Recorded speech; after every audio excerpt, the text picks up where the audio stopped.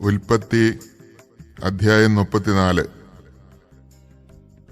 യാക്കോബിന് ലേയായിലുണ്ടായ മകൾ ദീന ആ നാട്ടിലുള്ള സ്ത്രീകളെ സന്ദർശിക്കാൻ പോയി. അവിടുത്തെ പ്രഭുവായിരുന്ന ഹാമോർ എന്ന ഹിവ്യന്റെ മകൻ ഷെഖേം അവളെ കണ്ടപ്പോൾ പിടിച്ചുകൊണ്ടുപോയി ബലാത്സംഗം ചെയ്ത് അപമാനിച്ചു.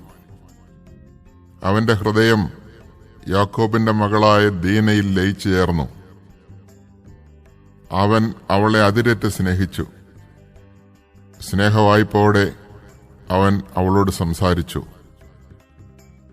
ഷെഖേം തന്റെ പിതാവായ ഹാമോറിനോട് പറഞ്ഞു, ആ പെൺകുട്ടിയെ എനിക്ക് ഭാര്യയായി തരണം.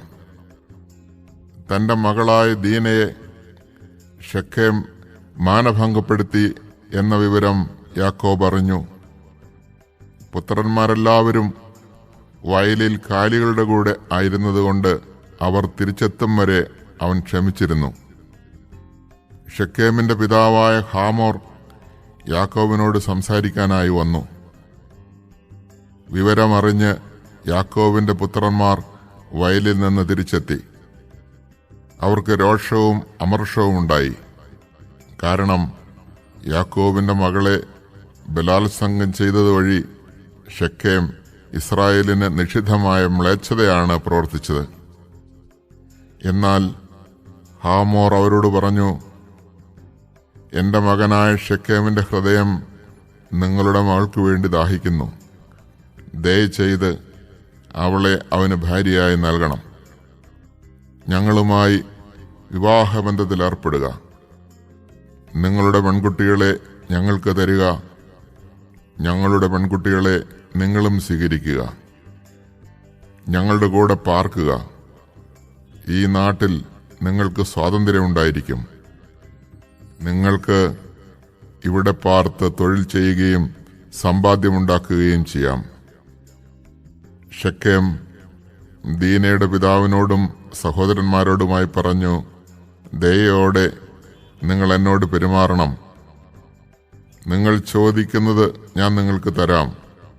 സ്ത്രീധനമായോ വിവാഹ സമ്മാനമായോ നിങ്ങൾ ചോദിക്കുന്നതെന്തും തരാൻ ഞാൻ ഒരുക്കമാണ്. പെൺകുട്ടിയെ എനിക്ക് ഭാര്യയായി തരണം.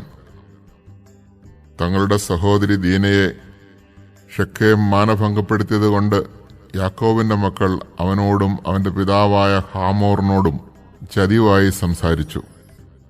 അവർ പറഞ്ഞു, പരിച്ഛേദനം ചെയ്യാത്ത ഒരുവന് ഞങ്ങളുടെ സഹോദരിയെ ഭാര്യയായി നൽകുക സാധ്യമല്ല. ഞങ്ങൾക്കത് അപമാനകരമാണ്. എന്നാൽ ഒരു വ്യവസ്ഥയിൽ ഞങ്ങൾ ഇതിന് സമ്മതിക്കാം. നിങ്ങളുടെ പുരുഷന്മാരെല്ലാം പരിച്ഛേദനം ചെയ്ത് ഞങ്ങളെപ്പോലെ ആകണം. അങ്ങനെയെങ്കിൽ ഞങ്ങളുടെ പുത്രിമാരെ നിങ്ങൾക്ക് തരാം. നിങ്ങളുടെ പുത്രിമാരെ ഞങ്ങളും സ്വീകരിക്കാം. ഞങ്ങൾ നിങ്ങളോടൊത്ത് വസിക്കുകയും നമ്മളൊരു ജനതയായി തീരുകയും ചെയ്യും. ഞങ്ങൾ പറയുന്നതനുസരിച്ച് പരിച്ഛേദനം ചെയ്യാൻ നിങ്ങൾ ഒരുക്കമല്ലെങ്കിൽ ഞങ്ങളുടെ മകളെയും കൊണ്ട് ഞങ്ങൾ സ്ഥലം വിടും. അവരുടെ വ്യവസ്ഥ ഹാമോറിനും മകൻ ഷെഖേമിനും ഇഷ്ടപ്പെട്ടു.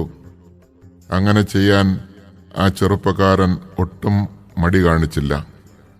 കാരണം യാക്കോബിന്റെ മകളിൽ അവൻ അത്രമേൽ അനുരക്തനായിരുന്നു. അവന്റെ കുടുംബത്തിൽ ഏറ്റവും മതിക്കപ്പെട്ടവനായിരുന്നു ഷെഖേം. അതിനാൽ ഹാമോറും മകൻ ഷെഖേമും നഗര കവാടത്തെങ്കിൽ ചെന്ന് അവരുടെ പട്ടണത്തിലെ പുരുഷന്മാരോട് ഇപ്രകാരം പറഞ്ഞു, ഈ മനുഷ്യർ നമ്മോട് സൗഹാർദ്ദത്തിലാണ്. അവർ ഈ നാട്ടിൽ പാർത്ത് ഇവിടെ തൊഴിൽ ചെയ്യട്ടെ. ഈ നാട് അവരെ കൂടി ഉൾക്കൊള്ളാൻ മാത്രം വിശാലമാണല്ലോ. അവരുടെ പുത്രിമാരെ നമുക്ക് ഭാര്യമാരായി സ്വീകരിക്കാം. നമ്മുടെ പുത്രിമാരെ അവർക്ക് നൽകുകയും ചെയ്യാം. എന്നാൽ ഒരു വ്യവസ്ഥയിൽ മാത്രമേ ഇവർ നമ്മോടൊത്ത് പാർത്ത് ഒരു ജനതയാകാൻ സമ്മതിക്കുകയുള്ളൂ. നമ്മളുടെ പുരുഷന്മാരെല്ലാം അവരെ പോലെ പരിച്ഛേദനം ചെയ്യണം. അവരുടെ സമ്പത്തും കന്നുകാലികളും മറ്റ് മൃഗങ്ങളുമൊക്കെ നമ്മുടേതാവില്ലേ? നമുക്കിത് സമ്മതിക്കാം. എങ്കിൽ അവർ നമ്മുടെ കൂടെ താമസിക്കും. പട്ടണത്തിലെ പുരുഷന്മാരെല്ലാം ഹാമോറിന്റെയും മകൻ ഷെക്കമിന്റെയും വാക്കുകൾ കേട്ട് പരിച്ഛേദനം ചെയ്തു. 3-ാം ദിവസം അവർ വേദനിച്ചിരുന്നപ്പോൾ ദീനയുടെ സഹോദരന്മാരും യാക്കോബിന്റെ പുത്രന്മാരുമായ ശിമെയോനും ലേവിയും വാളെടുത്ത് അപ്രതീക്ഷിതമായി നഗരത്തിൽ കടന്ന് പുരുഷന്മാരെയെല്ലാം വധിച്ചു.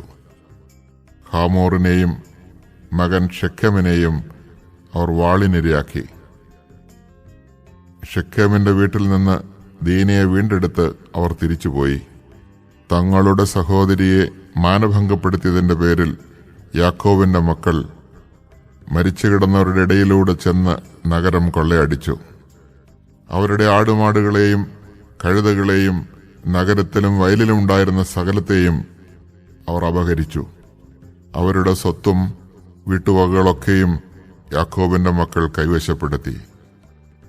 കുഞ്ഞുങ്ങളെയും സ്ത്രീകളെയും പിടിച്ചുകൊണ്ടുപോവുകയും ചെയ്തു. അപ്പോൾ യാക്കോബ് ശിമെയോനെയും ലേവിയെയും വിളിച്ച് ഇങ്ങനെ പറഞ്ഞു: ഇന്നാട്ടുകാരായ കാനാൻകാരുടെയും പെരീസ്യരുടെയും മുമ്പിൽ നിങ്ങൾ എനിക്ക് ദുഷ്കീർത്തി വരുത്തിയിരിക്കുന്നു.